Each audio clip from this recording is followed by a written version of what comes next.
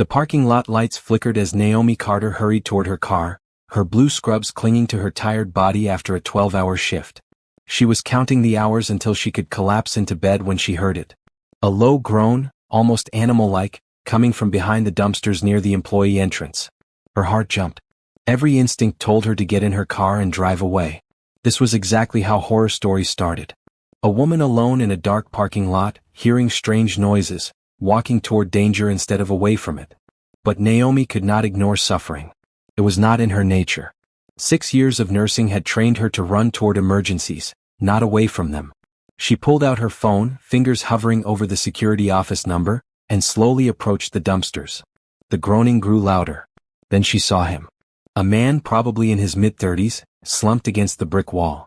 Blood covered the right side of his face, dripping from a deep gash above his eyebrow. His expensive gray suit was torn and dirty, his white dress shirt stained with blood and mud. His breathing came in short, painful gasps. Naomi dropped to her knees beside him, her nursing training taking over. She pressed her fingers to his neck, checking his pulse. Fast but steady. Good. His eyes fluttered open, unfocused and confused. Sir, can you hear me? I'm a nurse. You're at Memorial Hospital. Can you tell me what happened? He tried to speak but only managed a weak cough. Blood trickled from the corner of his mouth. Internal bleeding? Naomi's mind raced through possibilities. Head trauma, definitely. Possible broken ribs. He needed immediate medical attention. She should call security. That was protocol. But something in his eyes stopped her. Fear. Not just fear of his injuries but terror of something else. He grabbed her wrist with surprising strength, his gray eyes suddenly sharp and focused. No police, he whispered hoarsely. Please. They'll find me. Every safety training video Naomi had ever watched screamed at her to let go, to call for help, to protect herself first. But the desperation in his voice touched something deep in her heart. This man was not dangerous. He was hunted. Okay, she heard herself say. No police, but I need to get you inside. Can you walk if I help you? He nodded weakly. Naomi wrapped his arm around her shoulders, bearing most of his weight as she half-carried, half-dragged him toward the employee entrance. He was heavy, easily 6 feet tall and muscular under his ruined suit. Sweat poured down her face from the effort. Her back screamed in protest. But she kept moving. The automatic doors slid open with a soft whoosh. The bright hospital lights made them both squint. Naomi guided him to an empty examination room in the emergency department, one she knew was rarely used during night shifts. She eased him onto the bed and immediately began assessing his injuries properly. The head wound was deep but clean, probably from hitting something hard. She would need to close it with stitches. His breathing concerned her more. She lifted his shirt carefully and saw the purple bruising spreading across his ribs. Definitely broken, maybe 3 or 4 of them. But when she palpated his abdomen, checking for internal bleeding, he did not show signs of guarding or severe pain. That was good. I'm going to clean and stitch that cut, Naomi said gently. It's going to hurt. I can give you something for the pain, but I need to know if you have any allergies to medications. He shook his head. No allergies, and I can handle pain. Just, please don't report this. I'll pay you. Whatever you need. Naomi paused, gloves halfway on. I don't want your money. I took an oath to help people. That's what I'm doing. She gathered supplies quickly, antiseptic, sutures, gauze, tape. Her hands moved with practiced efficiency as she cleaned the wound. He flinched but did not cry out. Tough man, she thought. Or maybe just too scared to make noise. As she worked under the bright examination light, Naomi studied his face more carefully. Strong jaw, straight nose, the kind of features that belonged on magazine covers. Despite the blood and bruises, she could tell he was handsome. His hands, though dirty and scraped, showed signs of regular manicures. The watch on his wrist, now cracked and stopped at 9:47, looked like it cost more than her car. Who was this man? And who hurt him? The questions burned in her mind, but she focused on her work. 13 neat stitches closed the gash above his eyebrow. She wrapped his ribs carefully, instructing him to breathe slowly and shallowly to minimize pain. Finally, she cleaned the smaller cuts on his hands and face. There, she said softly, stepping back. You'll be sore for a few weeks. Those ribs need time to heal. The head wound will leave a small scar, but it should fade. You should really get x-rays and a CT scan to make sure there's no internal bleeding or brain injury.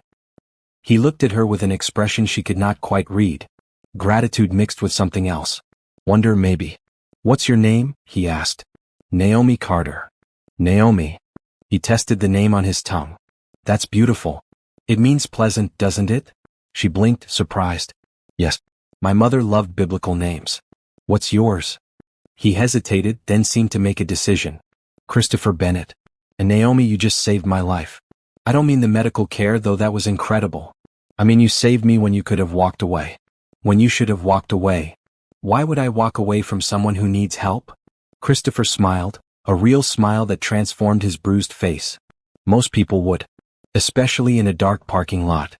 Especially when that person tells you not to call the police." Naomi felt her cheeks warm.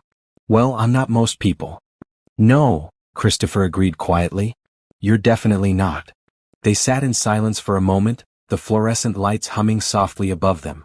Naomi knew she should report this to her supervisor. There would be questions about why she brought an injured man into the hospital without going through proper channels. She could lose her job. But looking at Christopher, at the relief washing over his features as the pain medication she had given him started to work, she could not bring herself to regret her choice. "Who did this to you?" she finally asked. Christopher's expression darkened. "Men who wanted something I have. Men who don't take no for an answer. I'll handle it, but I needed to disappear for a few hours. Let things cool down." "That sounds dangerous." "It is. That's why you need to forget you saw me tonight, Naomi. For your own safety." But even as he said the words, both of them knew she would not forget. How could she forget this night? The fear, the blood, the strange intimacy of caring for a wounded stranger in a quiet hospital room while the rest of the world slept. Christopher reached into his jacket pocket with a wince, pulling out a leather wallet. It was soaked with blood, but he opened it carefully, revealing a thick stack of $100 bills. "Please," he said, holding out several bills. "Take this. Not as payment but as gratitude.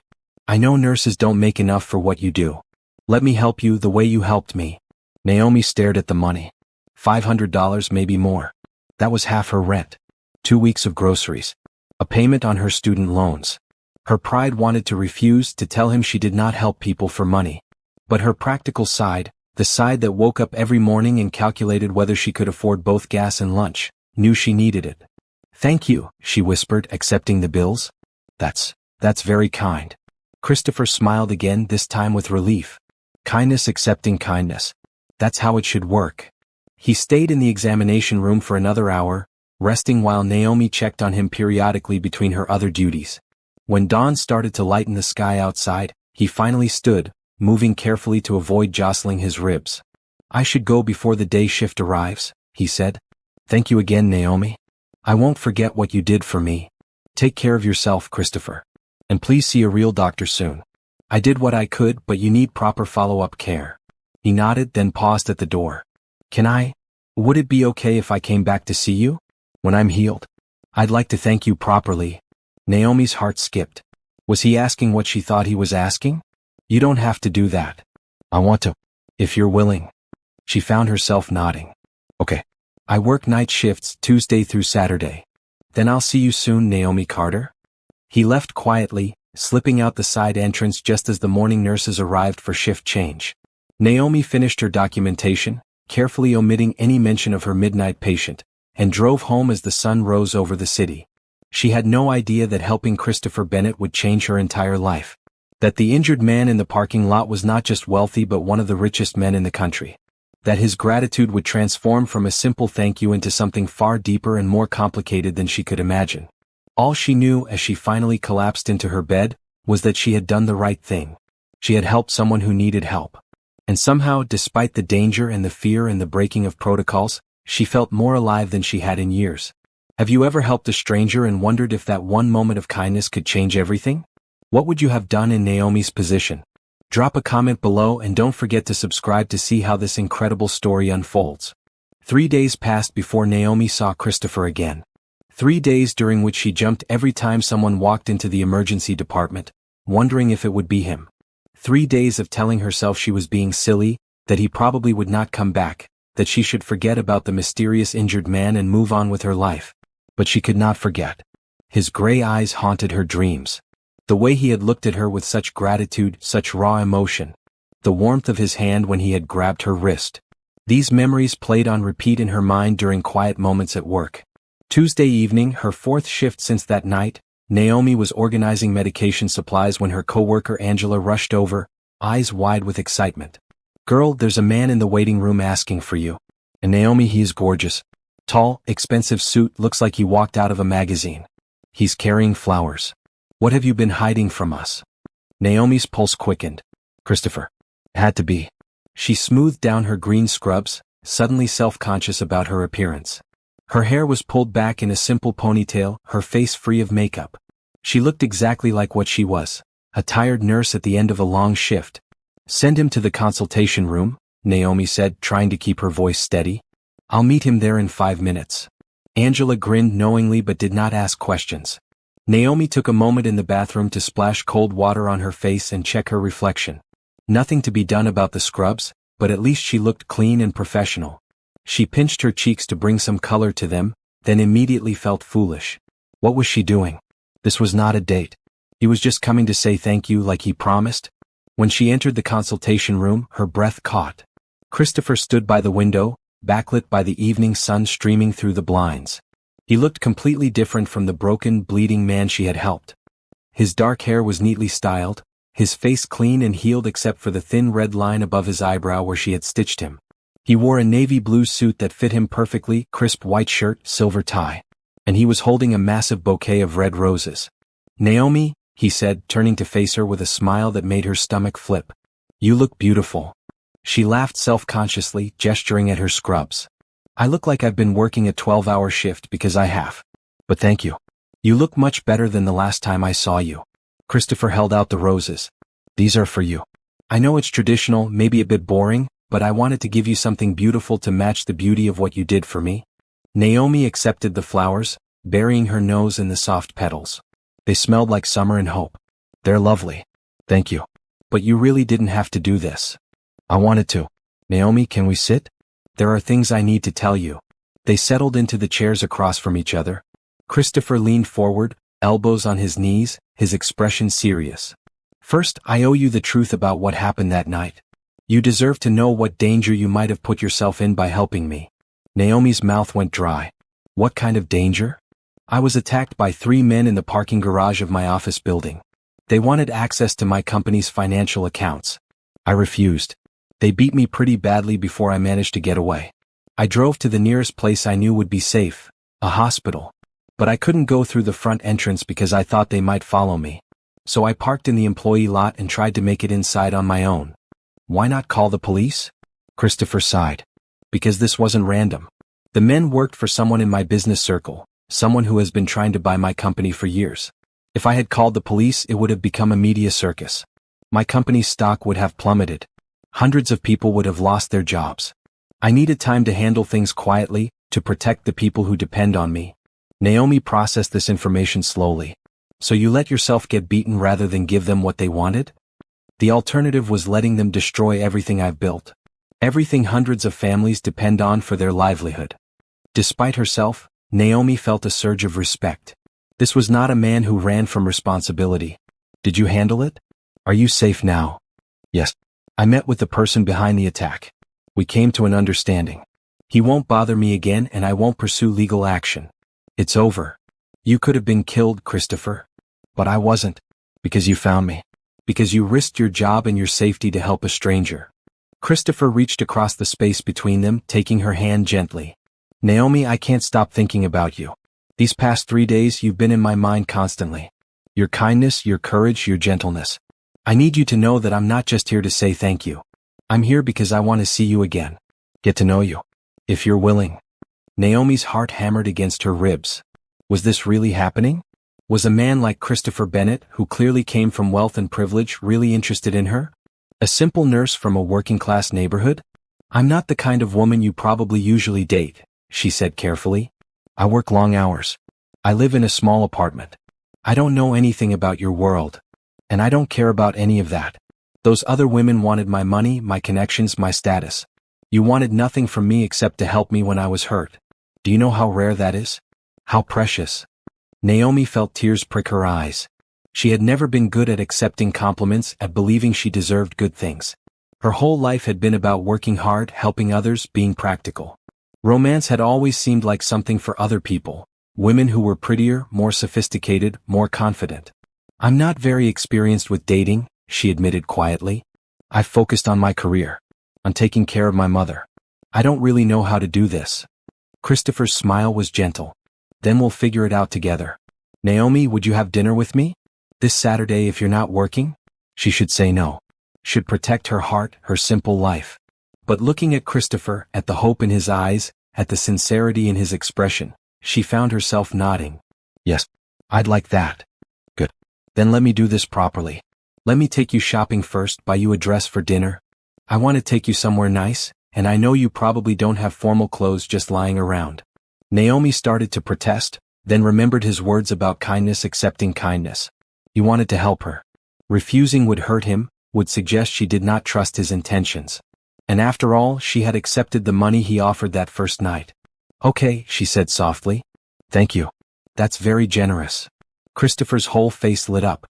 Perfect. I'll pick you up Friday evening.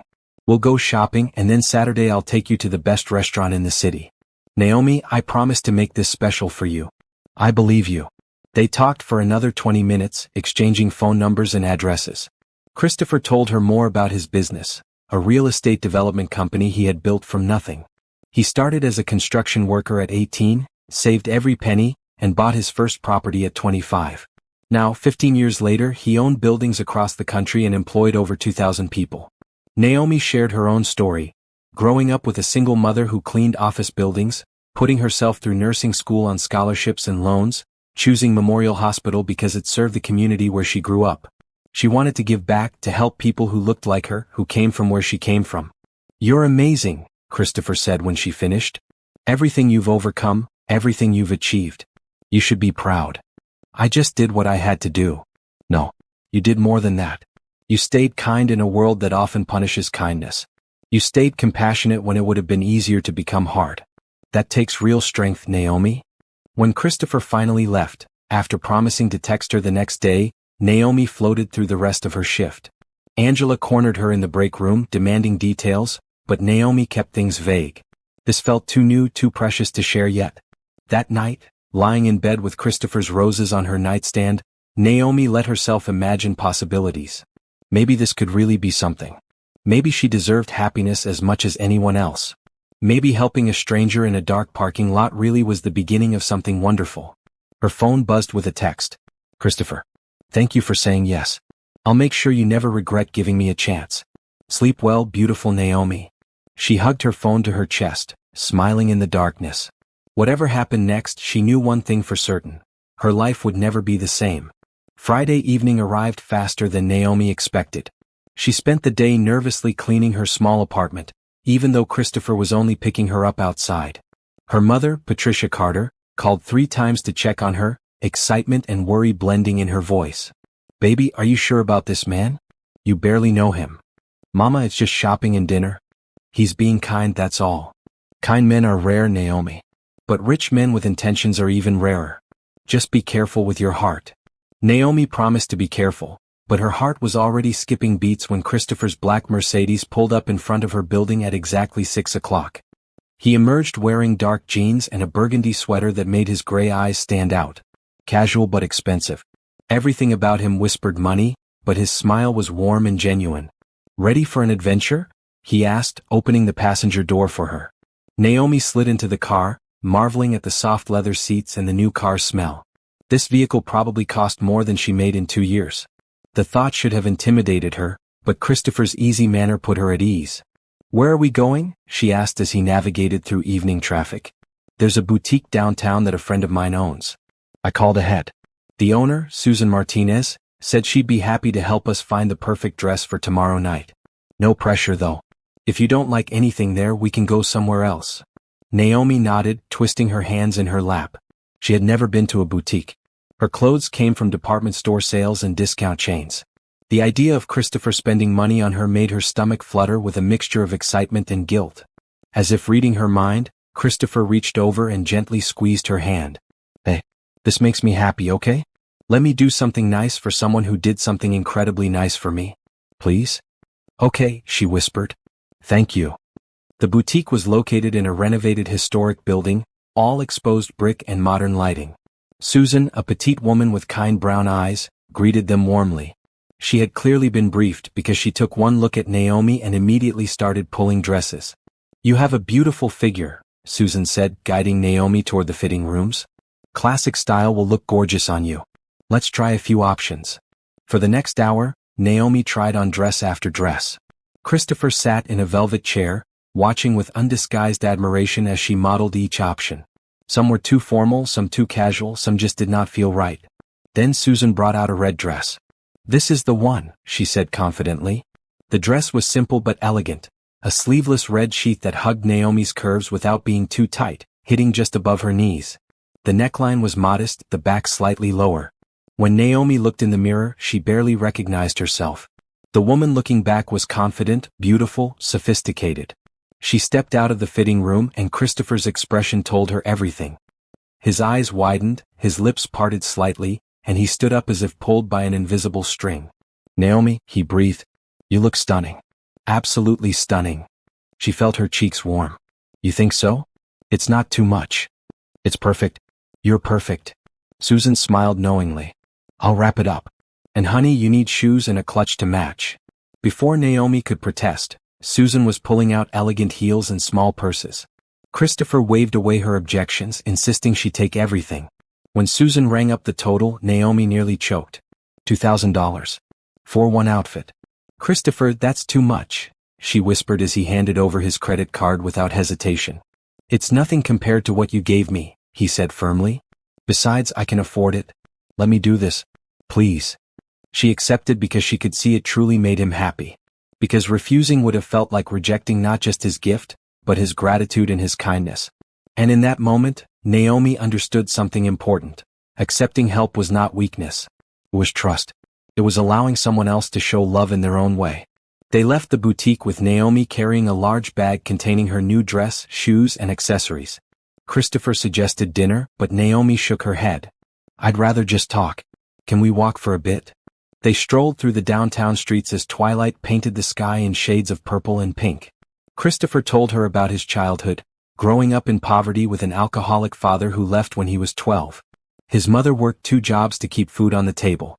He learned early that money meant security, meant never being helpless again. "Is that why you built your company?"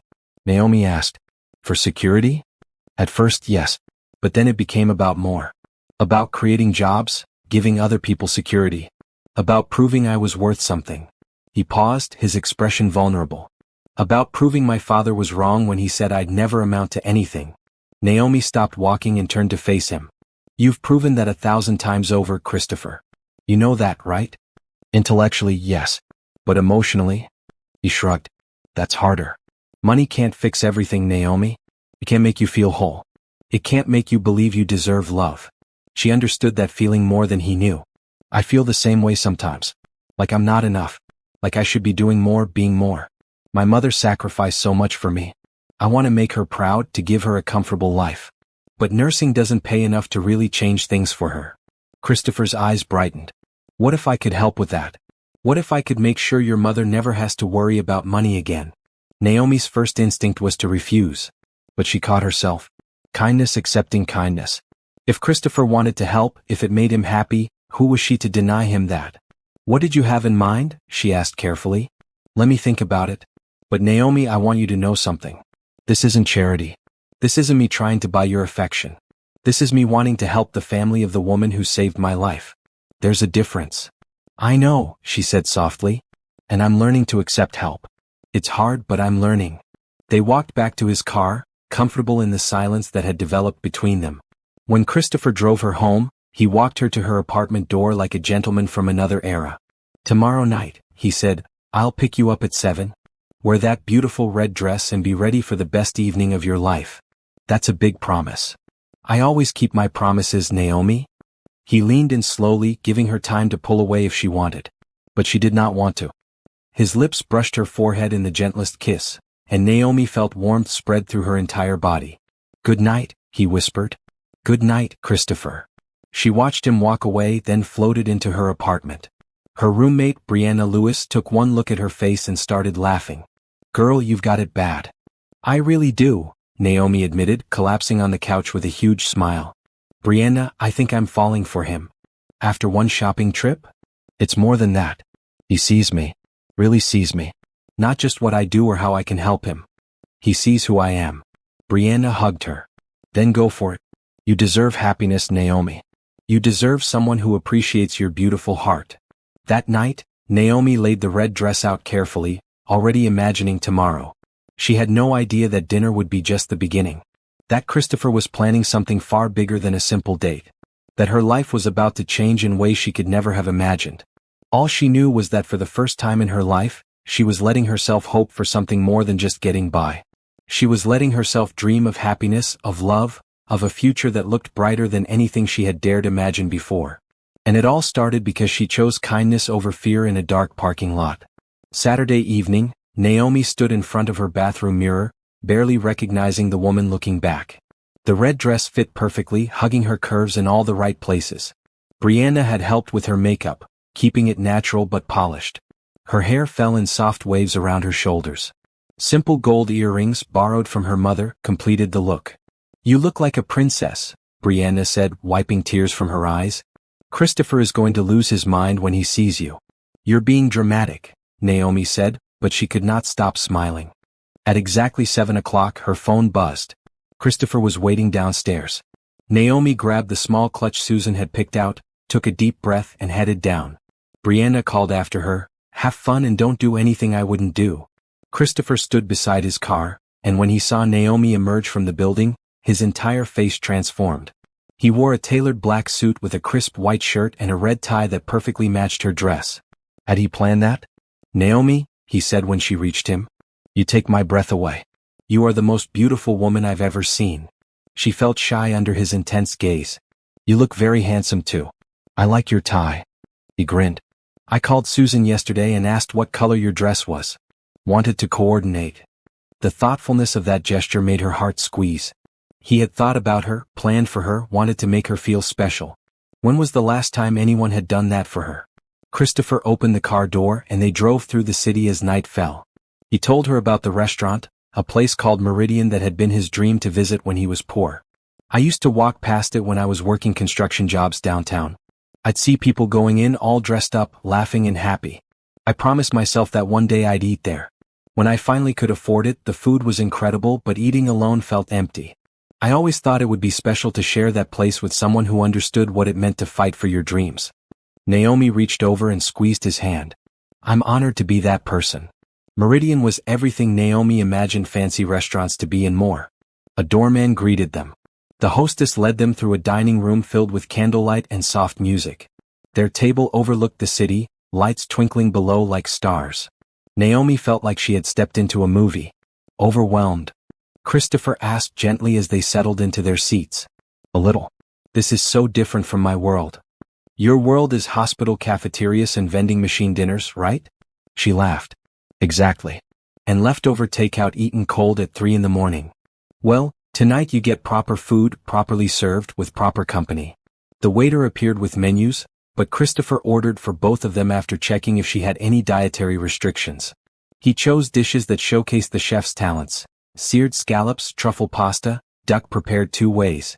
Each course was a work of art, beautiful and delicious. As they ate, they talked.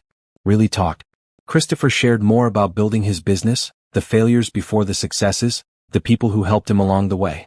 "There was this one foreman, Miguel Torres, who believed in me when no one else did. He taught me everything about construction. When I got my contractor's license, he was the first person I hired. He's my chief operations officer now." Loyalty matters, Naomi. Remembering where you came from matters. That's beautiful. Too many people forget the people who helped them. I never want to be that person. Success means nothing if you step on others to achieve it. Naomi shared her own struggles with nursing school. Working 3 part-time jobs while taking classes. The exhaustion, the doubt, the nights she cried from stress. Her mother's unwavering support even when she could not really help financially. Mama used to say, "Baby, education is the one thing no one can take from you." She never finished high school, but she made sure I finished college. That woman is my hero. Christopher's expression turned thoughtful. "I'd like to meet her properly. And Naomi, I've been thinking. You mentioned your mother still works 3 jobs. She's what, 55? 57. That's too old to be working herself into the ground. What if I paid off her mortgage? What if I set up an account that gives her a comfortable monthly income so she can retire? Naomi's fork clattered to her plate. Christopher, that's too much. I can't let you do that. Why not? I have more money than I could spend in 10 lifetimes. Your mother worked herself to exhaustion raising a daughter who grew up to save lives. She deserves to rest. Let me give her that gift. Tears welled in Naomi's eyes. You're serious? You really want to do this? Completely serious. What's her mortgage balance? I think about 80,000. But Christopher, that's a huge amount of money. He pulled out his phone, tapped a few times, then showed her the screen. His bank account balance had so many zeros Naomi could not process it. $80,000 was barely a fraction of what he had. To me it's nothing. To your mother it's freedom. Please Naomi. Let me do this. It would make me so happy. She wiped her eyes carefully, trying not to smudge her makeup. Okay. Yes. Thank you. Thank you so much. My mother is going to cry. She's going to think you're an angel. I'm not an angel. I'm just a man who's grateful to be sitting across from an extraordinary woman. After dinner, Christopher surprised her with dessert on the restaurant's rooftop terrace. The city spread out below them, alive with light and movement. They shared chocolate cake and talked about dreams for the future. What do you want, Naomi? If money wasn't an issue, if you could have any life you wanted, what would it look like? She thought carefully. I'd still be a nurse. I love helping people too much to stop. But I'd want to work in a clinic that serves low-income families. Make healthcare accessible to people who can't afford it. Maybe open my own clinic someday. That's a beautiful dream. And achievable. Not on a nurse's salary. But maybe with the right partner, Christopher said softly. Someone who believes in your vision and has the resources to make it happen. Naomi's heart raced. Are you offering to be that partner? I'm offering to be whatever you need me to be. Partner, friend, supporter. Naomi, I know this is fast. I know we've only known each other a week. But I've never felt this way before. You make me want to be better. You make me remember why I built my company in the first place, to help people, to make a difference.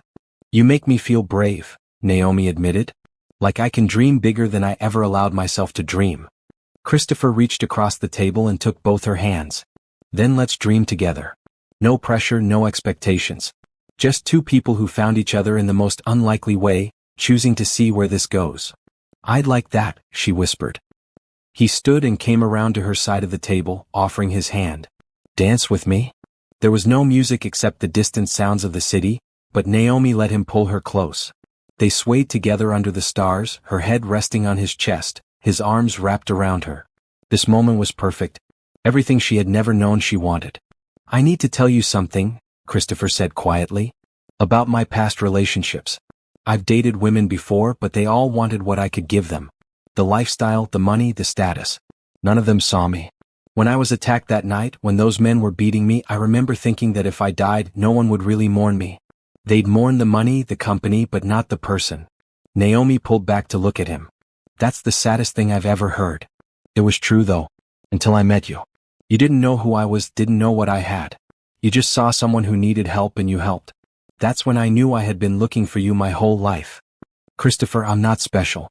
I'm just a regular person who tries to be kind. That's what makes you special. In a world where everyone wants something, you give freely. I don't want to lose that. I don't want to lose you. You won't, Naomi promised. I'm right here. They stayed on the rooftop until the restaurant staff politely informed them that they were closing. Christopher drove Naomi home, walking her to her door once again. This time when he leaned in, he kissed her lips. Soft, gentle, full of promise. Naomi had never been kissed before, and it was more wonderful than she had imagined. Good night, beautiful Naomi. Good night, Christopher. She floated into her apartment to find Brianna waiting up. Well, how was it? Perfect. Absolutely perfect. Brianna, I think I'm falling in love with him. After one date? It feels like more than one date. It feels like I've known him forever. She told Brianna about Christopher's offer to help her mother, about their conversations, about the kiss. Brianna listened with wide eyes. This man is either the real deal or too good to be true. He's real, Naomi said with certainty. He's hurt and he's lonely and he's looking for someone to truly see him. And somehow I do. I see all of him. That night, Naomi added a new dream to her list. Not just a clinic for underserved communities. Not just financial security for her mother. But a life filled with love. A partnership built on mutual respect and genuine care. A future with Christopher Bennett, the billionaire who had been beaten and broken in a parking lot and found salvation in the kindness of a stranger. What would you do if someone offered to change your family's life overnight? Would you accept or refuse? Share your thoughts in the comments and make sure you're subscribed so you don't miss what happens next in this incredible love story. The next 6 weeks passed in a blur of happiness for Naomi. Christopher was constant in his attention without being overwhelming. He texted her good morning every day, called during her breaks, and took her on dates whenever their schedules aligned. Each date revealed new layers to the man behind the billions. He took her to an art gallery where he confessed he could not tell good art from bad, but loved watching her face light up at the paintings. He took her to a small jazz club where they sat in a dark corner and listened to music that spoke to the soul. He took her to a bookstore and insisted on buying every book she even glanced at twice. But the best dates were the simple ones. Coffee in the park. Walking through her old neighborhood while she pointed out landmarks from her childhood. Cooking dinner together in his massive penthouse kitchen, both of them laughing when they burned the pasta. Christopher kept his promise about her mother. One Tuesday afternoon he arrived at the hospital with a folder full of papers. Naomi met him in the consultation room, curious and nervous. "I've paid off your mother's mortgage," he said simply, sliding the papers across the table. "This is the deed to her house, free and clear. And I've set up a trust that will pay her $5,000 a month for the rest of her life. She never has to work again unless she wants to." Naomi stared at the documents, her vision blurring with tears. $5,000 a month was more than her mother made working 3 jobs. This was freedom. This was dignity. This was everything her mother had sacrificed for. "I don't know what to say." "Say you'll bring her to dinner Friday night. I want to meet her properly, tell her in person what an amazing daughter she raised." That Friday, Naomi brought Patricia Carter to Christopher's penthouse. Her mother wore her best church dress, clearly nervous about meeting the man who had changed their lives. But Christopher put her at ease immediately, greeting her with genuine warmth and respect. "Mrs. Carter, your daughter saved my life. Everything I'm doing is just a small thank you for raising such an incredible woman." Patricia looked between Naomi and Christopher, her wise eyes seeing more than they said. "You care for my daughter. I can see it in how you look at her." "I do. Very much." "Then you treat her right, you hear me? She's got a big heart and I won't see it broken." "I promise," Christopher said solemnly. "I would never hurt her." They had dinner together, the 3 of them, and Naomi watched her mother relax as Christopher told stories and asked questions about Patricia's life. He was genuinely interested, treating her mother like she mattered. Not because of who she was connected to, but because she herself was valuable. After dinner, Christopher showed them the documents. Patricia cried when she understood what he had done. She hugged him tight, calling him her angel, her blessing. Christopher hugged her back and Naomi saw tears in his eyes too. "You worked your whole life for others," he told Patricia. "Now it's time to rest. Travel. Take those painting classes you always wanted to try. Live for yourself. How can I ever repay you? Just be happy. That's all the payment I need." After Patricia left, promising to call Naomi the next day when she calmed down, Christopher and Naomi stood on his balcony overlooking the city. The night air was cool and he wrapped his jacket around her shoulders. "Thank you for doing that," Naomi said. "You gave my mother back her life. It made me happy. Seeing you happy makes me happy. Is that selfish?" "That's love," Naomi said softly, then froze. Had she really just used that word? Christopher turned her to face him, his expression serious. "Is it? Well, because that's what I feel when I'm with you, Naomi. I love your kindness.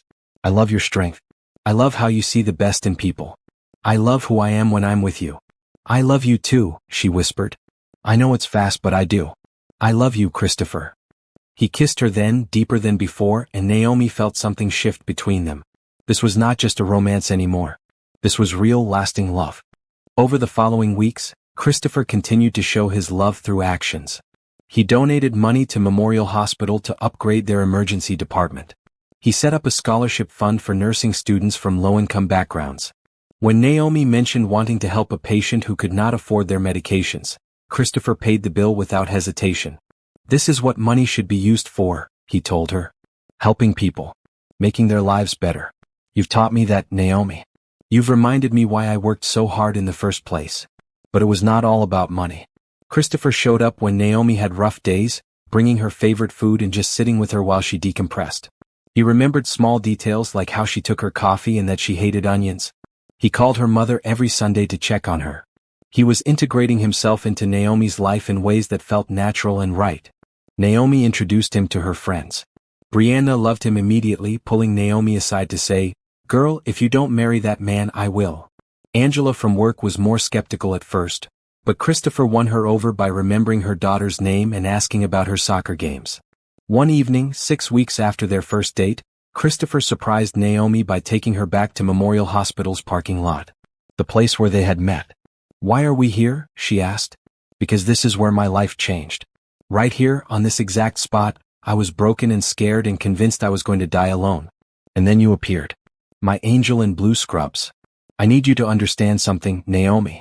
You didn't just save my life that night. You gave me a reason to live. A reason to be better. I was so focused on building my empire that I forgot why it mattered.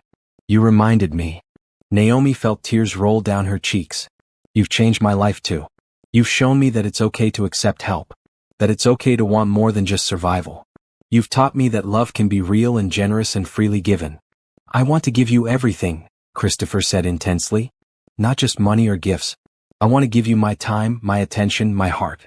I want to build a life with you, Naomi. I want to help you open that clinic you dream about. I want to support your career and your goals. I want to wake up next to you every morning and fall asleep next to you every night." "Christopher, what are you saying?" "I'm saying I'm all in. Completely, totally all in. I know it's fast. I know people will say we're rushing. But when you know, you know. And I know you're the one I've been waiting for my whole life." Naomi threw her arms around him, holding tight. "I'm all in too. Whatever comes next, we face it together." They stood in that parking lot, holding each other under the same lights where they had met, and made silent promises for the future. Naomi thought about how one choice, one moment of kindness, had led to this. If she had walked away that night, if she had let fear win, she would have missed out on the greatest love she had ever known. But she had not walked away. She had run toward someone in need. And in saving him, she had somehow saved herself too.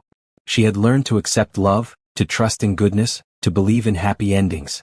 Later that night, lying in Christopher's arms on his couch, Naomi felt peace settle over her. This was right. This was real. This was the beginning of forever. "I have a surprise for you," Christopher said sleepily. "Next weekend, I'm taking you somewhere special." "Where?" "If I told you, it wouldn't be a surprise. Just trust me." "I do trust you. Completely." And she did. With her heart, her future, her dreams. She trusted this man who had come into her life broken and bleeding and had somehow become the most important person in her world. She trusted in their love, in their future, in the beautiful life they were building together.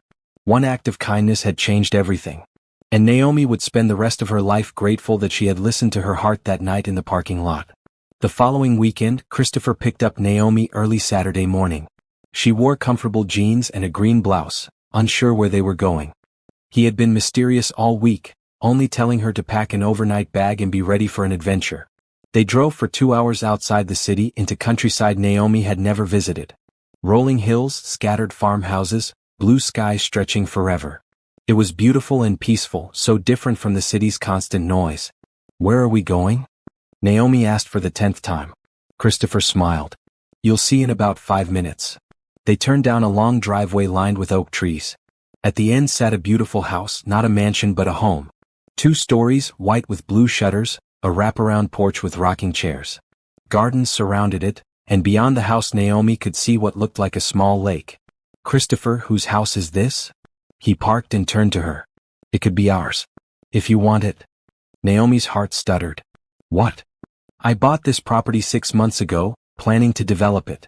But then I met you and I realized I didn't want to tear this house down and build condos. I wanted to keep it. Restore it. Make it into a home. Our home.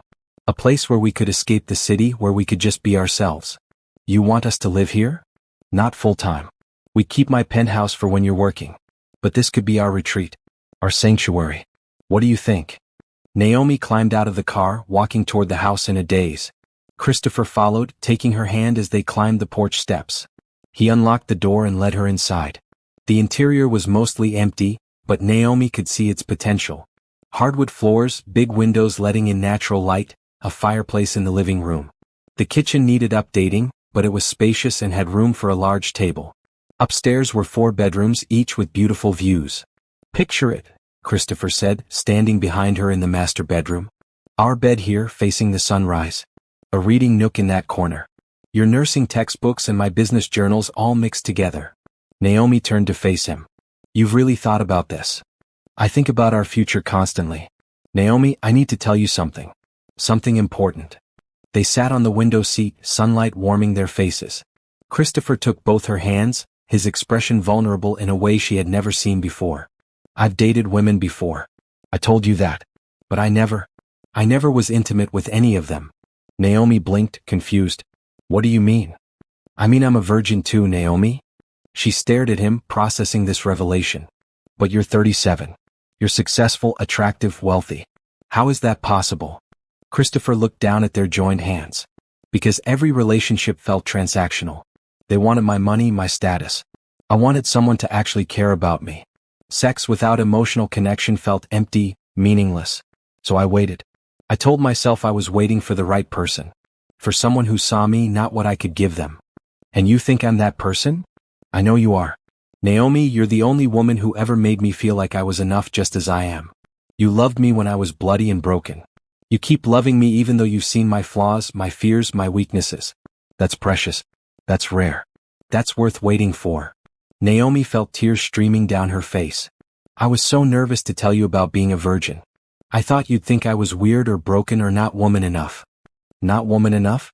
Naomi, you're more woman than anyone I've ever met. Your innocence is beautiful. Your choice to wait for someone worthy is admirable. I'm honored that you're sharing this journey with me. They sat in silence for a moment, the weight of their shared revelation settling between them. Finally, Naomi spoke. I was saving myself because I wanted my first time to be with someone I loved. Someone who loved me back. Not just physically but completely. Mind, heart, soul. I didn't want to give something so precious to someone who didn't value it. That's exactly how I feel. Naomi, I want you. God, I want you. But I want it to be right. I want it to be when you're ready, when we're both ready. No pressure, no expectations. Just 2 people who love each other choosing to share something sacred. I want that too, Naomi whispered. But Christopher, I'm scared. What if I'm not good at it? What if I disappoint you? He cupped her face gently. Impossible. You could never disappoint me. We'll learn together. We'll figure it out together. That's the beauty of both being inexperienced. We get to discover everything for the first time together. When? She asked. When do you think we'll be ready? Whenever feels right. A week, a month, a year. I'm not in a hurry, Naomi. I just want to be with you in whatever way you're comfortable with. She leaned her forehead against his. Thank you for telling me. Thank you for waiting. Thank you for being you. They spent the rest of the day exploring the property. Christopher showed her his plans for restoration, updating the kitchen while preserving its character, adding modern bathrooms, building a deck overlooking the lake. He wanted her input on everything, treating it as truly theirs, not just his. They walked around the lake as the sun began to set, painting the sky in shades of orange and pink. Naomi felt complete peace. This place, this man, this future they were building together. It all felt right. I can see us here, she said softly. In a few years. Maybe with kids running around. Sunday dinners with my mother. Holidays filled with laughter and love. A real home, Christopher. Not just a house, but a home built on genuine love. That's my dream too. All of it. I want to give you everything, Naomi. Not material things, though I'll keep doing that because it makes me happy. But I want to give you security, loyalty, faithfulness. I want to be the man you can always count on. You already are that man. They kissed as the sun set, gentle and sweet. No urgency, no pressure. Just 2 people in love, taking their time, building something lasting. That night, they stayed in a nearby bed and breakfast. Separate rooms, respecting each other's boundaries. But they sat up late in the common area, talking about dreams for the future. Christopher wanted to scale back his business involvement, spend more time on philanthropy. Naomi wanted to start taking classes toward opening her own clinic. We'll do it together, Christopher promised. Your clinic will be the best in the state. Affordable care, cutting-edge treatment, a staff who genuinely cares about patients. I'll fund it. You'll run it. We'll make it happen. Just like that? You'll give me millions to start a clinic? Naomi, my money is our money. What's mine is yours. I know we're not married yet, but in my heart, we already are. Your dreams are my dreams. Your goals are my goals. We're partners in everything. She kissed him then, pouring all her love and gratitude into that kiss. This man had not only accepted her exactly as she was, but he celebrated her innocence, her dreams, her heart. He did not want to change her. He wanted to help her become the best version of herself. Driving back to the city Sunday afternoon, Naomi felt like she was floating. One conversation, one revelation had deepened their bond even more. They understood each other completely now. No secrets, no shame, no fear. "I love you," she said as they pulled up to her apartment. "I love you too. More than I ever thought possible. When can we go back to the house?" "Whenever you want. I'll give you a key. Consider it your sanctuary." Our sanctuary. That night, lying in her bed, Naomi thanked God for bringing Christopher into her life. For giving her the courage to help a stranger in a dark parking lot. For blessing her with a love so pure and true that it almost did not seem real. But it was real. Christopher was real. Their future together was real. And Naomi was ready to embrace every moment of it, knowing that the best was yet to come. 3 weeks after their trip to the country house, Naomi noticed Christopher becoming distant. His texts grew shorter, his calls less frequent. When they did see each other, he seemed preoccupied, his mind somewhere else. Dark circles appeared under his eyes and he lost weight. "Are you okay?" Naomi asked one evening when he canceled their dinner date for the 3rd time. "Just work stuff.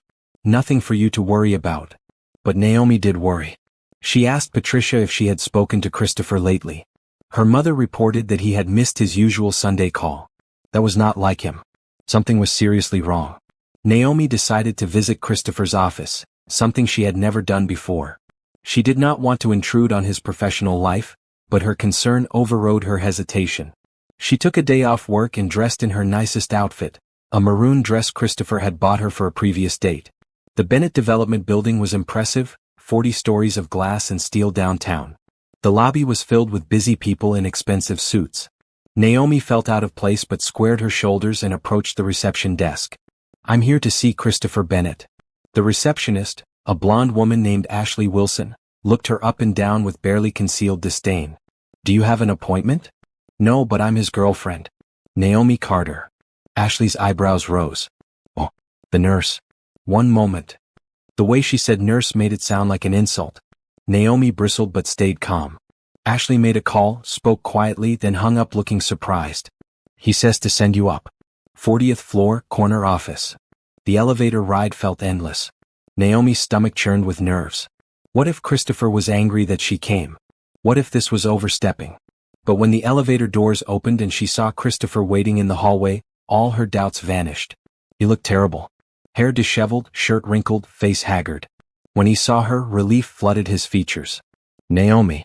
Thank God you're here." He pulled her into his arms, holding her so tight she could barely breathe. She felt his body shaking. "Christopher, what's wrong? Please talk to me." He led her into his massive corner office and sank into his chair like all the energy had drained from his body. "I'm in trouble. Big trouble. One of my competitors, Thomas Richardson, has been systematically sabotaging my projects. Bribing inspectors, spreading false rumors, stealing clients. I'm losing millions. If I can't turn this around, I might lose the company." Naomi pulled up a chair, taking his hands. "Tell me everything." For the next hour, Christopher explained the situation. Richardson had been trying to buy Bennett Development for years. When Christopher refused to sell, Richardson launched a campaign to destroy him. Building projects were mysteriously delayed. Safety violations that did not exist appeared in reports. Major clients suddenly backed out of contracts. The board of directors was losing confidence. Some were talking about forcing Christopher out. "I built this company from nothing," Christopher said, voice breaking. "I can't lose it, Naomi. It's not about the money. It's about the 2,000 people who work for me. Their families. Their futures. If the company fails, they all suffer." Naomi listened, her heart breaking for him. This was the fear she had seen in his eyes that first night, the terror of losing everything he had worked for. "What can I do to help?" she asked simply. Christopher looked at her like she had offered him water in a desert. "Just being here helps. But Naomi, I don't want to drag you into this mess. Richardson is ruthless. If he knows you matter to me, he might try to use you against me." "Let him try," Naomi said fiercely. "I'm not afraid of him. Christopher, you're not alone in this. Whatever you need, I'm here. If you need someone to talk to at 3 in the morning, call me. If you need food because you forgot to eat, I'll bring it. If you just need someone to sit with you while you work, I'll do that too." Tears rolled down Christopher's cheeks. How did I get so lucky? How did I find you? You didn't find me.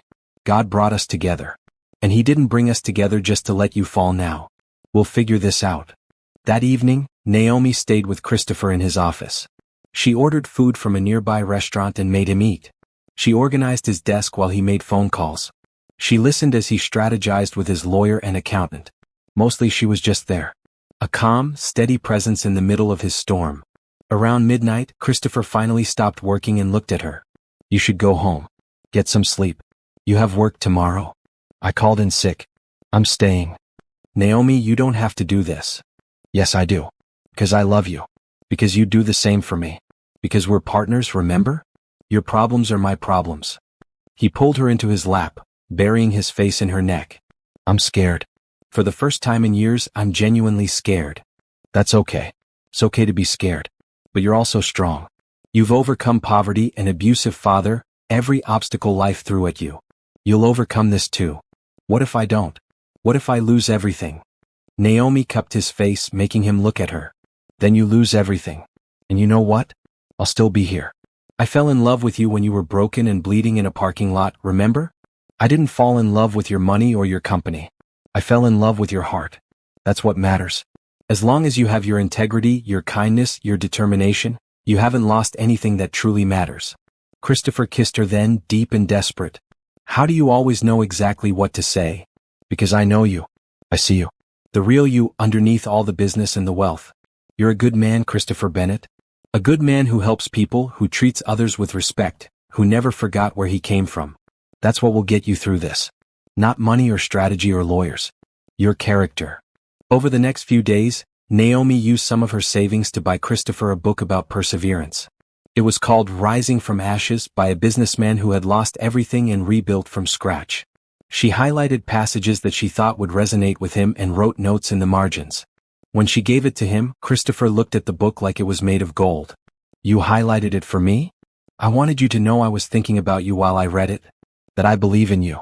That you will rise from this just like the author did. Christopher pressed the book to his chest. This is the most thoughtful gift anyone has ever given me. Thank you, Naomi. Thank you for believing in me when I'm struggling to believe in myself. That night, inspired by Naomi's words and the book, Christopher came up with a new strategy. Instead of fighting Richardson directly, he would expose the corruption. He hired a private investigator who found evidence of bribes and illegal activity. Christopher took this evidence to the authorities and to the media. Within a week, Richardson was under investigation. Clients who had left came back, apologizing for doubting Christopher. The board reaffirmed their support. Projects moved forward again. Bennett Development was saved. You did it, Naomi said when Christopher called with the news. I knew you would. We did it. Your support, your encouragement, that book, everything you did, that's what kept me going. Naomi, I can never repay you for being my strength when I had none. You don't have to repay me. That's what love is. Being strong for each other. Holding each other up. We're a team, Christopher. The best team, he agreed. Naomi, I want to do something to celebrate. Something big. Will you come to the house this weekend? I want to show you something. Of course.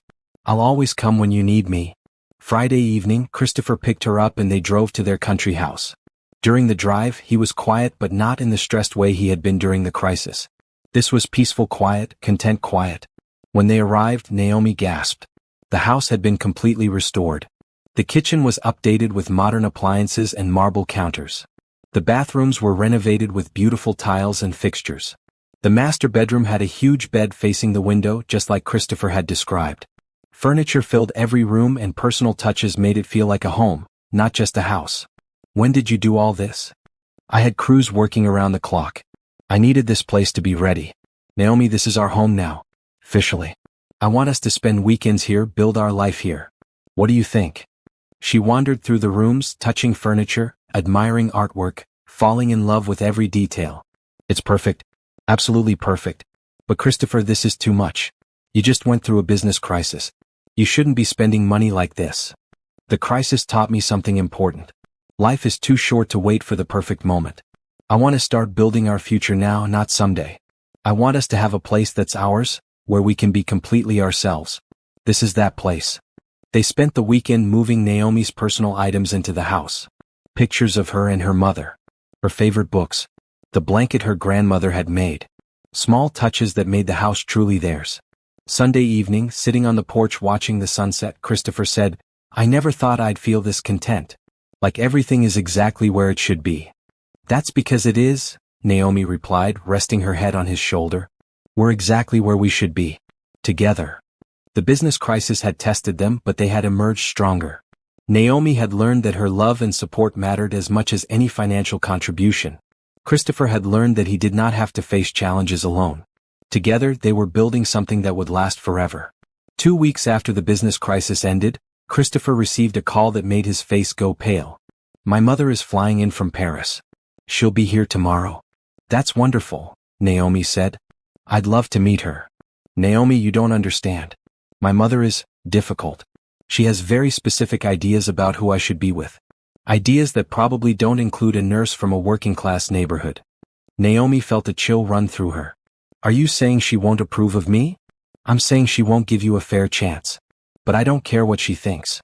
You're the woman I love, and she needs to accept that." Elizabeth Bennet arrived the next day in a cloud of expensive perfume and designer clothes. She was in her early 60s but looked younger, her blonde hair styled perfectly, her blue eyes sharp and assessing. Christopher brought her to the penthouse, where Naomi waited nervously in a blue dress. "Mother, this is Naomi Carter." "Naomi, my mother, Elizabeth Bennet." Elizabeth's handshake was brief and cold. "So you're the nurse?" "Yes, ma'am." "It's nice to meet you." "Is it?" "Christopher, darling, can I speak with you privately?" "No." "Anything you have to say, you can say in front of Naomi." Elizabeth's lips thinned. "Fine. Christopher, I've heard about your little relationship. It's charming, really. But you need to think about the future. About the kind of woman suitable for someone in your position. Naomi is suitable. She's a nurse, Christopher. No education beyond technical training, no connections, no refinement. The wives of men like you attend charity galas and sit on boards. They come from families of influence. This girl is not equipped for that life." Naomi felt each word like a slap. Technical training? No refinement? She wanted to defend herself, but her throat had closed up. Christopher stepped between them, his voice ice cold. "Don't you dare speak about Naomi that way. She has a bachelor's degree in nursing, which required more dedication and intelligence than your art history degree ever did. She saves lives every day. She helped people while you were shopping in Paris. And she has more class in her little finger than most of the women in your social circle. Christopher, be reasonable. You can have anyone. Why settle for someone so ordinary?" "She's not ordinary. She's extraordinary. And I'm not settling. I'm choosing the woman I love." Elizabeth turned to Naomi, her expression calculating. "You love him? Or do you love his money?" Before Naomi could answer, Christopher exploded. "How dare you? Naomi didn't even know who I was when she saved my life. She helped me when I was bleeding and broken, expecting nothing in return. She's the only woman who has ever loved me for myself, not what I can give her. If anyone here is concerned about money, it's you. The woman who married my father for his family name and divorced him the moment his business failed." Elizabeth's face flushed. "That's not fair. Isn't it? You abandoned me when I was 16, Mother. You moved to Europe and left me to fend for myself. You didn't come back until I made my first million. So don't stand here and lecture me about suitable partners." The room fell silent.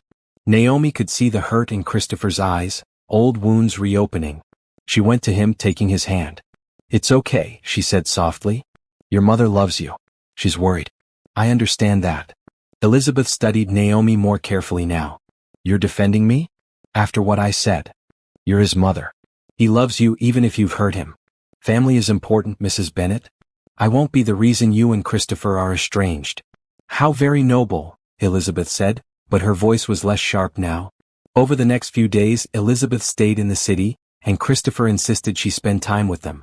It was awkward at first. Elizabeth asked pointed questions about Naomi's background, her education, her family. But Naomi answered honestly without shame.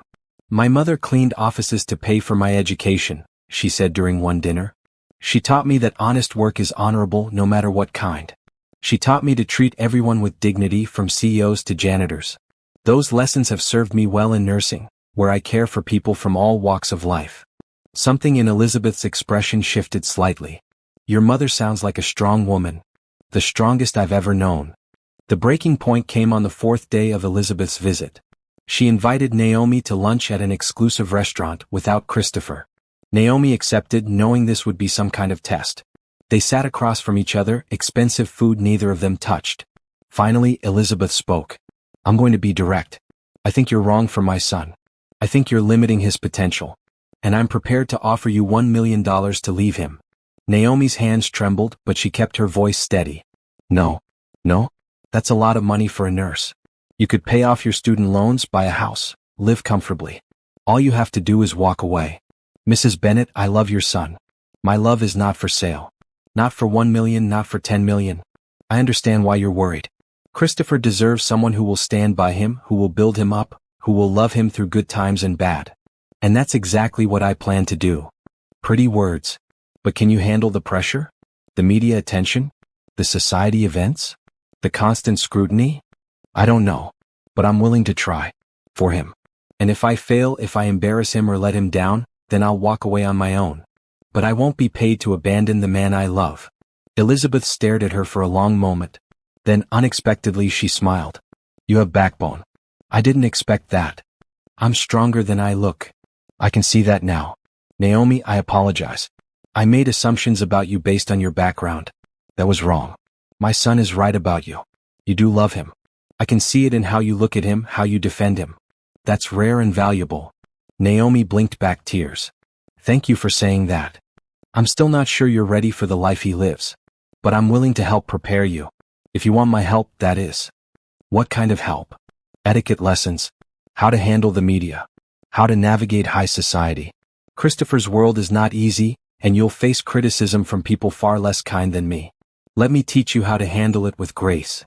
Naomi hesitated. Part of her wanted to refuse, to insist she was fine as she was. But she remembered Christopher's words about kindness accepting kindness. Elizabeth was offering help in the only way she knew how. I'd appreciate that, Naomi said. Thank you. That evening, Elizabeth met with Christopher and Naomi together. I was wrong about her, she told her son. She's exactly what you need. Strong, genuine, kind. I give you my blessing.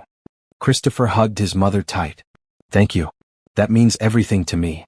Over the following weeks, Elizabeth kept her promise.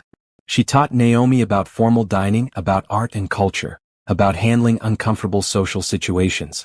But she also learned from Naomi about genuine kindness, about staying grounded, about what really mattered in life.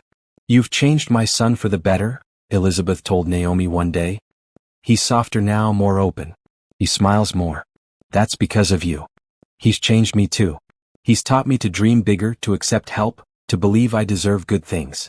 Before Elizabeth returned to Paris, she gave Naomi a beautiful pearl necklace that had belonged to Christopher's grandmother. Welcome to the family, she said, embracing Naomi warmly. After she left, Christopher pulled Naomi close. You impressed her. That's not easy to do. I was just myself. That's all I know how to be. And that's exactly why I love you. The family pressure had been intense, but they had faced it together. Elizabeth's approval was a gift, but even without it, Naomi and Christopher would have chosen each other. Their love was strong enough to weather any storm. And with each challenge they overcame, that love grew deeper and more solid. They were building something that would last. Not just romance but partnership. Not just attraction but genuine respect and admiration.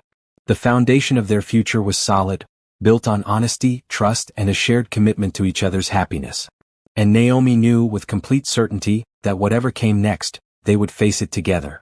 3 months after Elizabeth's visit, Christopher began acting strangely. He was secretive, making phone calls that ended abruptly when Naomi entered the room. He spent hours on his computer, quickly closing windows when she walked by. She caught him measuring her ring finger while she slept, pretending he was just adjusting the blanket when she stirred. Naomi knew what was coming. Christopher was planning to propose. The thought filled her with joy and terror in equal measure. Joy because she loved him completely and wanted to spend her life with him. Terror because she had never thought she would deserve this kind of happiness. She confided in her mother during one of their weekly dinners. I think he's going to propose soon. Patricia smiled, eyes shining. Of course he is. That man looks at you like you hung the moon. What are you going to say? Yes. Obviously yes. But Mama, what if I'm not good enough to be his wife? What if I mess it up? Baby girl, listen to me. You are more than good enough.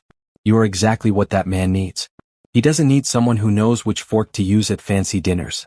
He needs someone who reminds him why wealth matters, who keeps him grounded, who loves him for his heart. That's you. That's always been you. I love him so much it scares me sometimes. Love should be a little scary. It means you have something precious to lose. But it also means you have something precious to gain. A partner. A best friend. A future full of possibilities. A week later, Christopher announced he had made reservations at the most exclusive restaurant in the state. Naomi wore the red dress from their first date, now her good luck outfit. Christopher picked her up in a tuxedo, looking so handsome her breath caught. But from the moment they left her apartment, things started going wrong. Traffic was terrible because of an accident on the highway. They sat in gridlock for an hour. Then, when they finally arrived at the restaurant, the manager apologetically informed them that their reservation had been accidentally canceled due to a computer error. Christopher's face went pale. But I made this reservation 3 months ago. I confirmed it yesterday. I'm so sorry, Mr. Bennett. We have absolutely no tables available tonight. I can offer you a reservation next week with complimentary wine. No, that's not good enough. I need tonight. This is important. But the restaurant was genuinely full, and no amount of money or pleading could create a table out of thin air. Christopher looked devastated. Naomi touched his arm gently. It's okay. We can go somewhere else. They tried 3 more restaurants, but Friday night in the city meant everywhere was booked. Christopher grew more and more frustrated, his carefully planned proposal falling apart around him. Then it started to rain. Not a gentle drizzle but a downpour that soaked them in seconds as they ran back to the car. Christopher drove aimlessly, his knuckles white on the steering wheel. This was supposed to be perfect, he said, voice thick with emotion. I had everything planned. The restaurant, the ring, what I was going to say. Everything. Christopher, pull over. What? Pull over. Please. He found a parking lot and turned off the engine. They sat in the car, rain drumming on the roof. Naomi turned to face him, taking his hands. Where are we? Christopher looked around, then laughed bitterly. We're at Memorial Hospital. The employee parking lot. The place where we met. Yes. I didn't mean to drive here. I wasn't thinking. Maybe you were thinking exactly right. Naomi opened her door. Come on. Naomi, it's pouring rain. I know. Come on. They got out of the car, rain immediately soaking them again. Naomi led Christopher to the spot where she had found him that first night, near the dumpsters. She stood there, rain running down her face, mascara probably smudged, hair plastered to her head. This is where our story began, she said, loud enough to be heard over the rain. Right here. You were broken and scared and I helped you. You needed someone to see past the blood and the fear to the good man underneath. That's what I did. That's what I keep doing. Naomi, what are you saying? I'm saying this spot is more perfect than any fancy restaurant. This parking lot is more meaningful than any beautiful venue. This is us, Christopher. Real and messy and imperfect. This is where we fell in love, even if we didn't know it yet. Christopher stared at her, rain streaming down his face. Then slowly he smiled. He reached into his pocket and pulled out a small velvet box. It was soaked, but he opened it anyway, revealing a stunning diamond ring. I bought this 2 months ago, he said. I've been carrying it with me, waiting for the perfect moment. But you're right. This moment right here is perfect because we're together. Naomi Carter, you saved my life in this parking lot. Every day since then you've kept saving me. You saved me from loneliness, from cynicism, from forgetting what really matters. You make me want to be better. You make me believe in love. Will you marry me? Will you let me spend the rest of my life trying to make you as happy as you've made me? Naomi was crying now, tears mixing with rain. Yes, I'll marry you. I love you so much, Christopher. He slipped the ring on her finger with shaking hands, then pulled her into his arms. They kissed in the rain in the same parking lot where they had met, where everything had begun. It was cold and wet and uncomfortable, but it was also perfect. Absolutely perfect. A hospital security guard approached them, shining a flashlight. Hey, you two okay out here? They broke apart laughing. We're great, Christopher said. We just got engaged. The guard smiled. Well, congratulations. But maybe celebrate somewhere dry.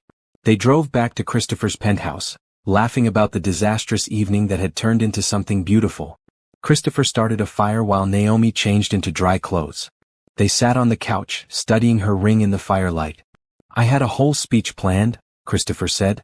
I was going to tell you about all the reasons I love you, all the ways you've changed my life. I memorized it and everything. Tell me now. So he did. He told her about how her kindness inspired him to be more generous.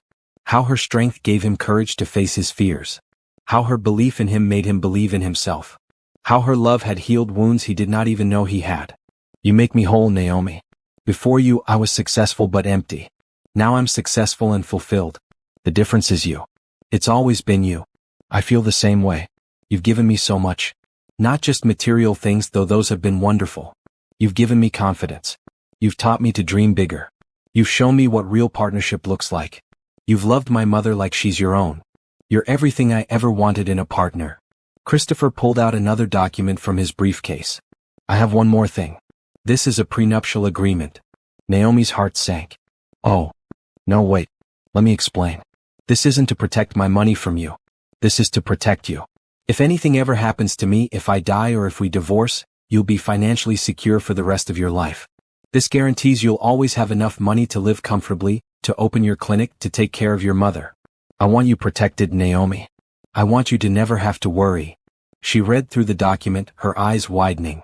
Christopher was guaranteeing her $50 million minimum, regardless of how long they were married.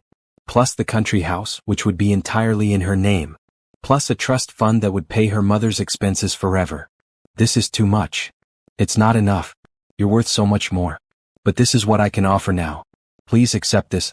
Let me take care of you the way you've taken care of me. Naomi signed the prenup, understanding it was Christopher's way of showing love. He needed to provide for her to ensure her security. Refusing would hurt him. And honestly, knowing she had financial security took away a layer of stress she had carried her whole life.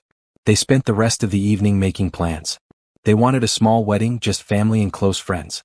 Nothing flashy or expensive. They would get married in the country house, with Naomi's mother and Christopher's mother as witnesses. Simple, intimate, meaningful. When? Naomi asked. Whenever you want. Tomorrow if you're ready. She laughed.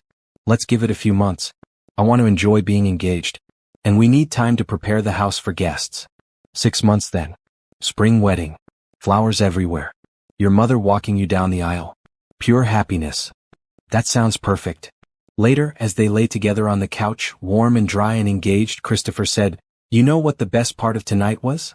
Not the proposal, though that was pretty great. The best part was when everything went wrong and you didn't panic or get upset. You just took my hand and made it right. That's who you are, Naomi. The person who finds solutions. The person who sees beauty in chaos. That's why I love you. I love you too.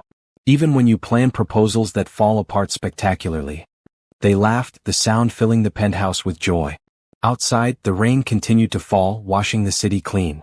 And inside, two people who had found each other in the most unlikely way planned the beginning of their forever. 6 months passed in a whirlwind of happiness and preparation. Christopher scaled back his work responsibilities, promoting trusted team members to handle day-to-day operations. He wanted time to plan the wedding, to renovate the country house, to just be with Naomi. They spent weekends at the house, slowly making it perfect for their big day. They planted flowers in the garden, built an arbor near the lake for the ceremony, set up tables under the oak trees for the reception. Every detail was chosen together, from the menu to the music to the flowers. Naomi continued working at Memorial Hospital, but Christopher kept his promise about helping her open a clinic. They found a building in her old neighborhood, a former pharmacy that had been empty for years. Christopher bought it and hired contractors to renovate it into a state-of-the-art medical facility. This will be the best clinic in the city, he said as they toured the construction site. Affordable care, sliding scale fees, no one turned away. Your dream, Naomi. Becoming real. She cried happy tears, holding him tight. I can't believe this is my life. Sometimes I worry I'll wake up and it will all be a dream. If it's a dream, we're both having it. The wedding day arrived in late April, when the world was blooming with new life. Naomi woke up in the master bedroom of the country house, sunlight streaming through the windows. Brianna and Patricia bustled around, helping her get ready. Her dress was simple but elegant, white lace with a flowing skirt. Not a designer gown costing thousands, but a beautiful dress from a local seamstress. Naomi wanted to support small businesses, wanted something made with love, not just money. Patricia cried as she helped Naomi with her veil. My baby girl. You look like an angel. Your grandmother would be so proud. I'm scared, Mama. Of what? Of being a good wife.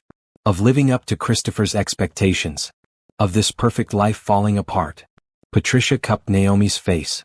Listen to me. Marriage isn't about being perfect. It's about choosing love every day even when it's hard. Christopher knows who you are. He knows your flaws and your fears. And he loves you anyway. That's what matters. Not perfection but acceptance. Downstairs, Christopher was having a similar conversation with his mother. Elizabeth had flown in from Paris and was helping him with his tie. Nervous? She asked. Terrified. What if I can't make her happy? What if I'm not enough? Elizabeth smiled. My son, you've been enough for her since the day you met. She didn't fall in love with your money or your company. She fell in love with you. Your kindness, your heart, your determination. Trust in that. Trust in her love. The ceremony was scheduled for 3 o'clock, when the light would be perfect. 50 people gathered, a mix of Christopher's business associates, Naomi's hospital co-workers, and both families. Simple white chairs faced the lake, the arbor decorated with roses and hydrangeas. Christopher stood under the arbor with his best man, Miguel Torres, the foreman who had believed in him all those years ago. His hands shook as the music started. Then Naomi appeared, walking down the aisle with her mother. She was radiant, glowing with happiness. When their eyes met, everything else faded away. There was only her, only them, only this moment. Patricia placed Naomi's hand in Christopher's, whispering, "Take care of my girl." "With my life," Christopher promised. The officiant, a hospital chaplain Naomi had known for years, began the ceremony. We gather here to celebrate the union of Naomi and Christopher, two souls who found each other in the most unexpected way. Their love story reminds us that kindness opens doors, that helping strangers can change our lives, that love often comes when we least expect it but most need it. They exchanged vows they had written themselves. Christopher went first, his voice steady and sure. "Naomi, you saved my life in that parking lot, but you've saved me every day since. You've saved me from loneliness, from bitterness, from forgetting what truly matters. You remind me to be generous, to be kind, to be the man I always wanted to be. I promise to love you through good times and bad. I promise to support your dreams as you've supported mine. I promise to make you laugh when you're sad, to hold you when you're scared, to celebrate with you when you're happy. I promise to be your partner, your best friend, your home. Today and always I choose you." Naomi was crying, but she smiled through her tears as she spoke. "Christopher, when I found you that night, I just wanted to help someone in pain. I had no idea I was meeting my future husband, my soulmate, my forever. You've taught me so much. You've taught me to accept help without shame. You've taught me to dream bigger than I ever thought possible. You've taught me that love can be generous and kind and freely given. I promise to stand by you through every challenge. I promise to celebrate your successes and support you through failures. I promise to keep you grounded when success goes to your head, and build you up when failure breaks your heart. I promise to love you not just in the easy moments but in the hard ones too. I choose you, Christopher. Today and all my tomorrows." They exchanged rings, simple gold bands engraved with the date they met. The officiant pronounced them husband and wife, and Christopher kissed Naomi as their guests cheered. The reception was perfect. Food catered from local restaurants, music played by a string quartet, toasts that made everyone laugh and cry. Miguel spoke about Christopher's journey from poor construction worker to successful businessman. Brianna spoke about Naomi's dedication to helping others. Elizabeth spoke about how Naomi had brought joy back into her son's life. But the most powerful moment came when Patricia stood to speak. She held her champagne glass, tears streaming down her face.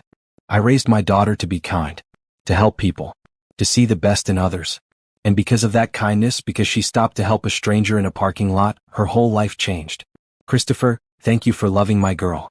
Thank you for treating her like the treasure she is. And Naomi, baby, thank you for staying true to who you are.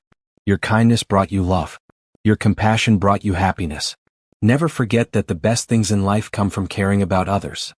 During their first dance, Christopher whispered in Naomi's ear, "I have one more surprise for you. Christopher, you've already given me everything." "Not quite. Come with me." He led her away from the reception to a quiet spot near the house. There stood Naomi's mother, beside a group of people in medical scrubs. Nurses, doctors, medical students. "What is this?" Naomi asked. One of the nurses stepped forward, a young woman named Gabrielle Hunt. "Mrs. Bennett, we're the staff of your new clinic. Mr. Bennett hired us 3 months ago.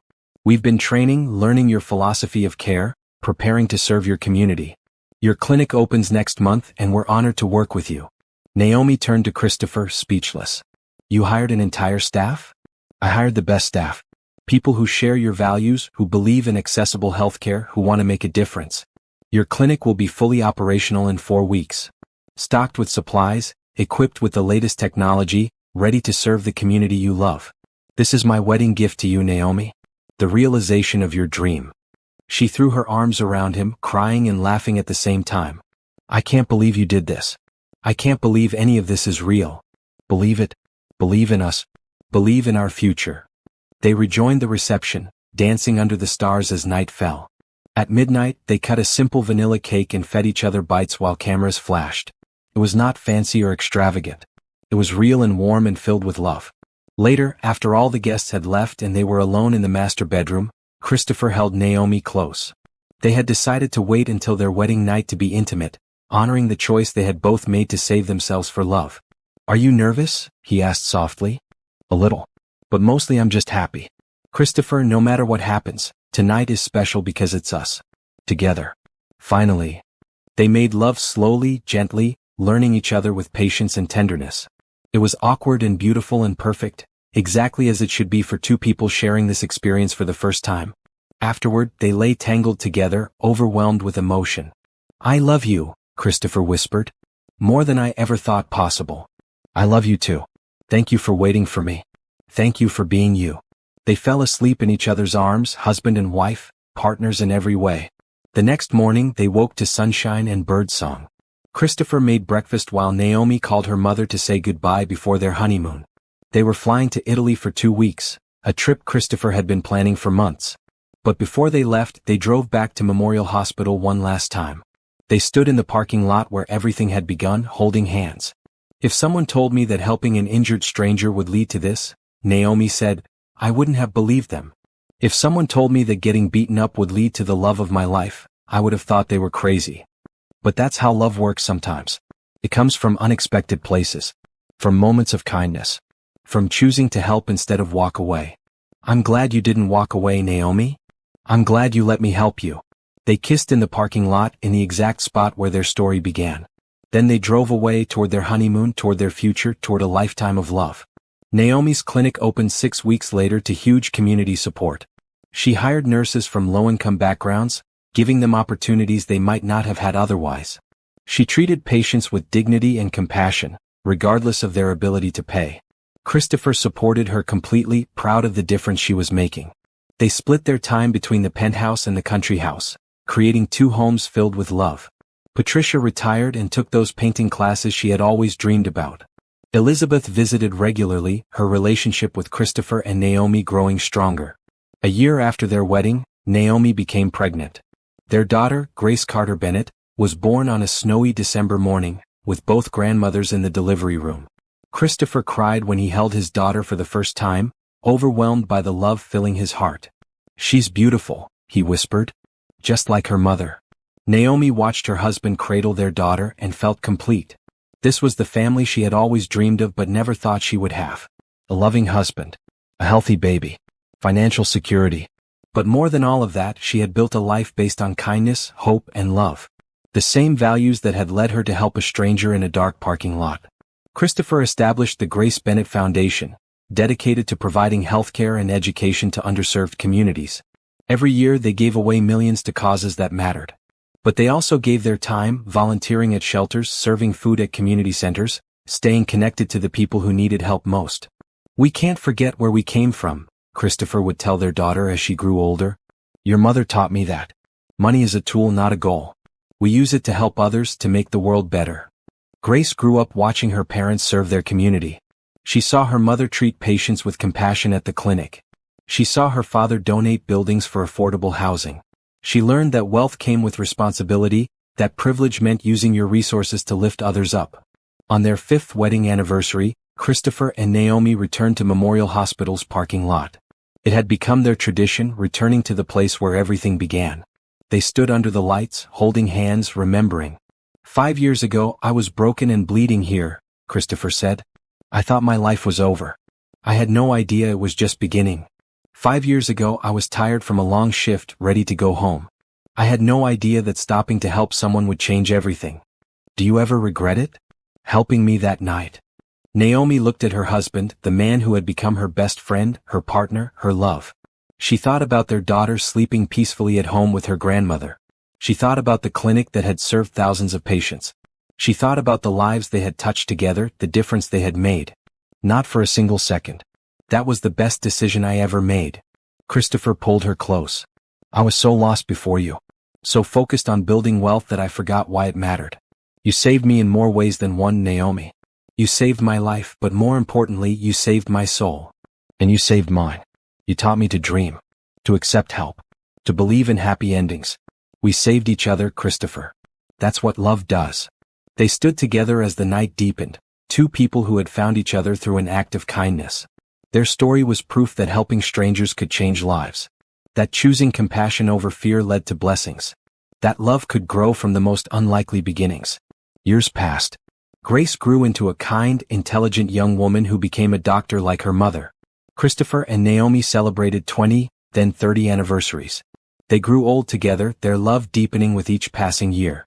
Christopher's mother eventually moved back to the United States, building a small cottage on their country property. She and Patricia became close friends, two grandmothers who had learned that family was about more than blood. It was about choosing to love, to forgive, to grow together. The clinic Naomi founded expanded into a network of healthcare centers across the city. Thousands of people received care who otherwise would have gone without.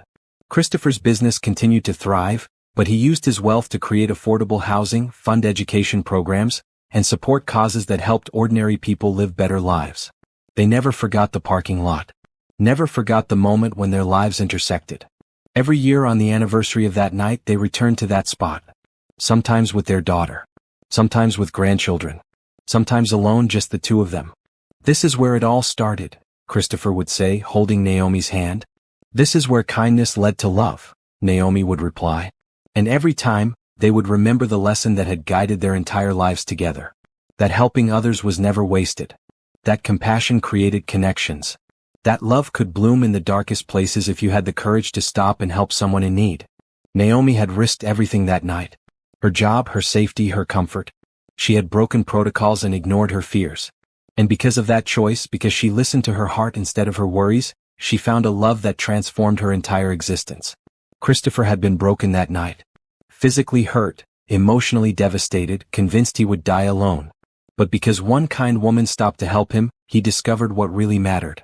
Not wealth or status or success, but love, partnership, and using your resources to make the world better. Their story became local legend. The nurse who saved the billionaire and found true love. People told it at weddings, used it as an example when teaching children about kindness. Journalists wanted to write about them, but Christopher and Naomi declined. Their love was not a spectacle. It was sacred, personal, real. In the end, their greatest legacy was not the buildings Christopher built or the patients Naomi treated. It was the example they set. Two people from different worlds who found common ground and shared values. Who chose kindness over cynicism. Who used their blessings to bless others. Who proved that love could conquer any obstacle if it was built on a foundation of genuine care and respect. The last time they visited the parking lot together, they were in their 80s. Christopher walked slowly now, leaning on a cane. Naomi's hair was white, her hands marked with age. But their love was as strong as ever. Do you remember how scared I was that night? Christopher asked. I remember how brave you were. How you trusted me even when you had no reason to. I trusted you because I saw your heart. Even through the pain and fear, I could see you were good. That's never changed, Naomi. You're still the kindest person I know. And you're still the man who chose to use his wealth for good. Who never forgot where he came from. Who loved my mother like his own. Who gave me a life beyond my wildest dreams. They stood together in the parking lot one last time, remembering. Then they drove home to their country house, where their family was gathering for Sunday dinner. 3 generations of Bennetts, all there because one woman chose kindness over fear on a dark night decades ago. After dinner, surrounded by children and grandchildren, Christopher stood to make a toast. His voice was weak but steady, his eyes bright with love. I want to tell you all a story, he began. About a night when I was sure my life was over. About a parking lot and a nurse in blue scrubs. About a woman who saw a stranger in need and didn't walk away. That choice, that moment of compassion, created all of this. Every person in this room exists because your grandmother chose kindness. Remember that. Remember that helping others is never wasted. Remember that love grows from the smallest seeds. Remember that the most important thing in life is not what you have, but what you give. He raised his glass. To Naomi, the woman who saved my life and gave it meaning. I love you. Always and forever. Always and forever, Naomi echoed, tears streaming down her face. Their family cheered, glasses clinking together. And in that moment, surrounded by the people they loved most, Christopher and Naomi knew they had lived well. They had built something beautiful. They had made a difference. And it all started because a tired nurse at the end of a long shift heard someone in pain and ran toward them instead of away. That was the power of kindness. That was the magic of love. That was the legacy they would leave behind. A legacy that would continue through their children and grandchildren. A legacy of compassion, generosity, and genuine care for others. A legacy that proved, beyond any doubt, that one moment of kindness could change everything.